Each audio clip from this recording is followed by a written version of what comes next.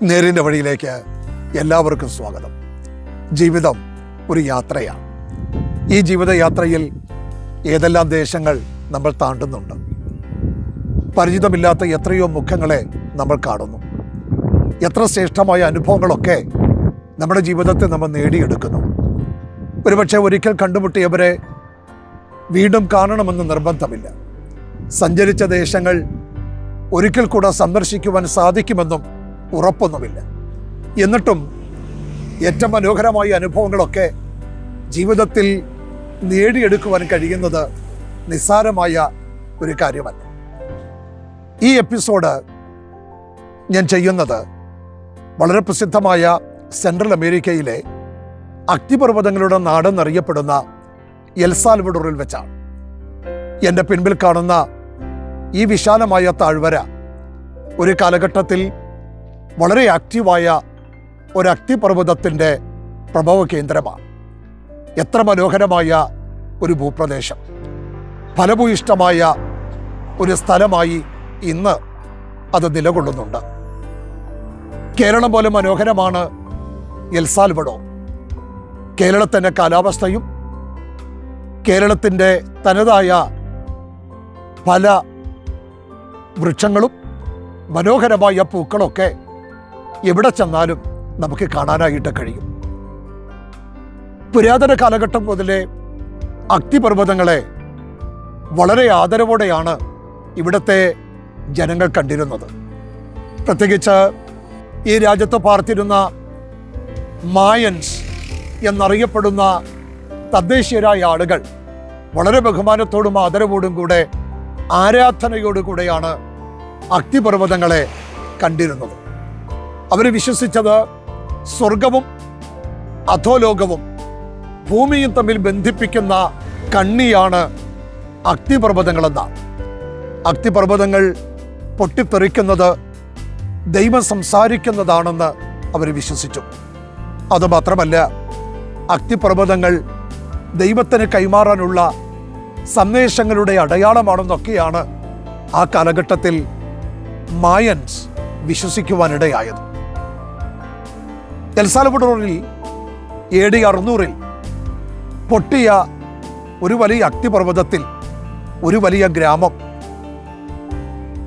അതിൻ്റെ അടിയിലായി പോകുവാനിടയായി. അവരുടെ മേൽ വന്നു വീണ വലിയ അഗ്നിപർവ്വത സ്ഫോടനത്തിന് അനന്തരഫലമായ ചാരം ഒരു ഗ്രാമത്തെ മുഴുവൻ വിഴുങ്ങിക്കളഞ്ഞു. എങ്കിലും ജനങ്ങൾ രക്ഷപ്പെടുവാനിടയായി.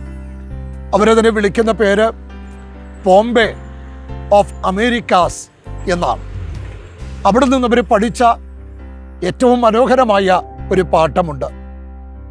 ഒരു ഗ്രാമത്തെ മുഴുവനും അഗ്നിപർവ്വതം വിഴുങ്ങിക്കളഞ്ഞെങ്കിലും ആളുകൾ രക്ഷപ്പെട്ടു എന്നത് മാത്രമല്ല, അതിൻ്റെ നടുവിൽ ഉയർത്തെഴുന്നേറ്റ് വരുവാനും ആ ഗ്രാമത്തിലെ ജനങ്ങൾക്ക് സാധിച്ചു എന്നത് നിസ്സാരമായ ഒരു കാര്യമല്ല. അതുകൊണ്ട് തന്നെ അഗ്നിപർവ്വതങ്ങളുടെ ചാരത്തിൽ നിന്ന് വീണ്ടും ഒരു ഉയർത്തെഴുന്നേൽപ്പുണ്ട് എന്നവർ പറഞ്ഞു.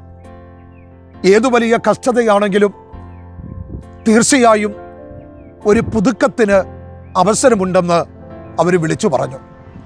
അതോടൊപ്പം തന്നെ എത്ര വലിയ അപകടമാണെങ്കിലും ജീവൻ വീണ്ടും ലഭ്യമാകുമെന്നും അവർ പറഞ്ഞു പുഞ്ചിരിച്ചു. സത്യത്തിൽ അഗ്നിപർവ്വതങ്ങളെ ഭീതിയോടെ കണ്ടവരെ മാത്രമല്ല, ഒരു പുനരുജ്ജീവനത്തിൻ്റെയും വളർച്ചയുടെയും ഫലഭൂയിഷ്ടിയുടെയും ഒക്കെ അടയാളമായും ദർശനമായും അഗ്നിപർവ്വതങ്ങളെ കണ്ടവരാണ് പുരാതന കാലത്തെ മായന്മാർ. സത്യത്തിൽ ഒരു വലിയ പാഠം ഈ രാജ്യത്തെ ജനങ്ങൾ നമുക്ക് കൈമാറുന്നുണ്ട്. അവർ നമുക്ക് കൈമാറുന്ന ഏറ്റവും വലിയ പാഠം ഏതു വലിയ തകർച്ചയുടെ നടുവിലും ഉയർത്തെഴുന്നേറ്റ് വരാൻ നമുക്ക് സാധിക്കുമെന്നതാണ്. ചാരം ഓടിപ്പോയാലും അതിനെ മറികടക്കുവാൻ കഴിയുന്ന ആർജവം നമ്മുടെ അകത്ത് ദൈവം തന്നിട്ടുണ്ട് എന്നതും ഒരു വലിയ കാര്യം തന്നെയല്ലേ. അപകടങ്ങൾ എത്ര വലുതാണെങ്കിലും അതൊരിക്കലും അവസാനമല്ല. ഉയർത്തെഴുന്നേൽക്കാൻ എല്ലാവർക്കും കഴിയും. ഇന്ന് എൽ സാൽവഡോർ വളരെ ഫലഭൂയിഷ്ടമായ മണ്ണാണ്. പല അഗ്നിപർവ്വതങ്ങളുടെ ലാവയൊഴുകിയ ചാലുകളൊക്കെ അവിടെവിടങ്ങളായി നമ്മൾ കാണുന്നു. മാത്രമല്ല, വളരെ ഫലപ്രദമായ ഭൂപ്രദേശങ്ങളും നമുക്ക് കാണാൻ കഴിയും. ജനങ്ങൾ ഒരിക്കലും ഇതൊന്നും നിരാശയോടെ കണ്ടവരല്ല. എല്ലാറ്റിൽ നിന്നും ഉയർത്തെഴുന്നേൽക്കാൻ കഴിയുമെന്ന ബോധ്യമുണ്ടായിരുന്ന ഒരു ജനതയുടെ പോരാട്ടത്തിൻ്റെ കഥ, വളർച്ചയുടെ കഥ, ഉയർത്തെഴുന്നേൽപ്പിൻ്റെ കഥ. സത്യത്തിൽ ഇതൊക്കെ നമ്മെ ധൈര്യപ്പെടുത്തണ്ടേ? ഒന്നും അവസാനമല്ലെന്നും ഒരഗ്നിപർവ്വതത്തിനും നമ്മെ തകർക്കുവാൻ കഴിയില്ലെന്നും നാം അറിയണം. ഒരിക്കലും ഒരു ചാരത്തിനും നമ്മെ വിഴുങ്ങിക്കളയാനാവില്ല. എല്ലാറ്റെയും മറികടക്കാനുള്ള ആർജവം ദൈവം നമ്മെ നിക്ഷേപിച്ചിട്ടുണ്ട്.